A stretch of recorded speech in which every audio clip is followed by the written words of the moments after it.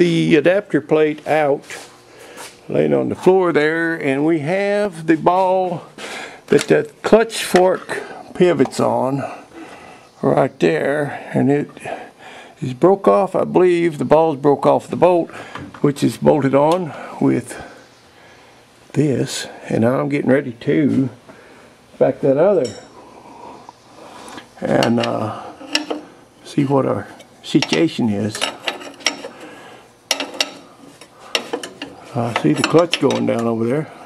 You want to go ahead and take that out there, and I'll run the camera. What I'm wondering if there's pressure on that. Yeah, but it'll back off. Yeah, I get it out of there by hand almost. Oh, I see. Not much to it, but I think the little ball, pivot ball, broke off the bolt. I believe is maybe what happened. There it is. There's that part. Yep, it's broke. You're right. Did you say you made that? I don't remember if I made the one on this or on the Jeep.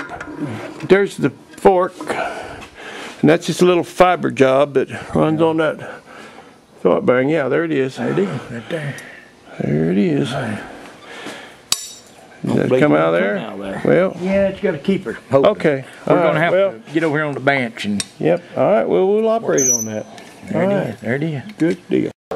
When I was putting this truck together, and I had to make it work, so what I did was I just got a bolt and I welded the head to this part here, and then this ball part screws on it.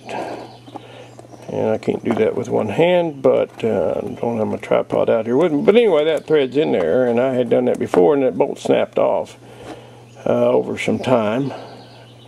And what I really need, probably, is to do that again.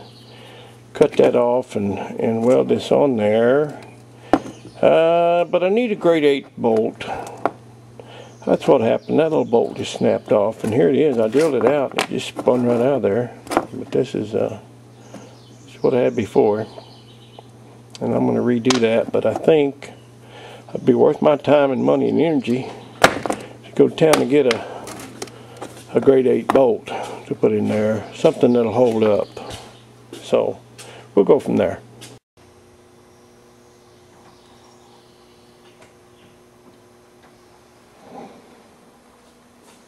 32 rig up in there. You've got your throat bearing 3 fingers, or pressure plate, excuse me. It holds that, it holds, what does it hold? Holds one of these. And for lack of a better word, I call that a throat bearing, but it isn't really. This thing doesn't have a bearing.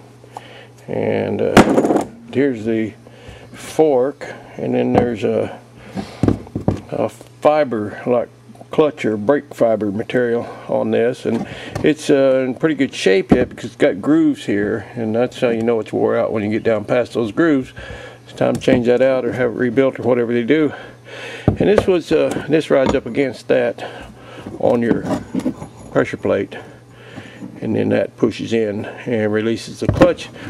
But this was the beginning of this this technology. Most nowadays the throat bearing, at least on the Chevrolet, like that S10, that T5, would have a sleeve on the front of that bearing retainer that the throat bearing would slide back and forth on, and the fork would just grab that throat bearing in the groove, whereas this one actually sits in the fork and held in with a couple of springs here, spring retainers, and I greased this up real good here, and it's pretty neat. It's got that little Chevy bow tie on it, and it also says patent applied for. So I guess in 1932 that was kind of the beginning of this this technology.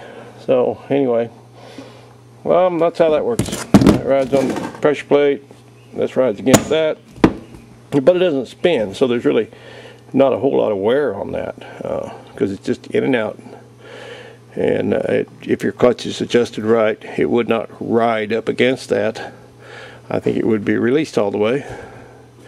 So that's that. I'm going to go ahead and put it back together. I got my little ball rebuilt that this pivots on, snapped right in there. We'll put it together.